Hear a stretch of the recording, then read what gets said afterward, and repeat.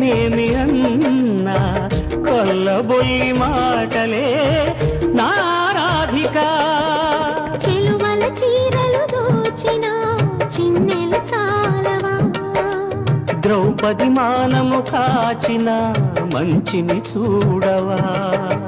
తెలియని లీలలతో తికమక చేయకయా, మనసును చూడకనే మాటలు విసరకలా.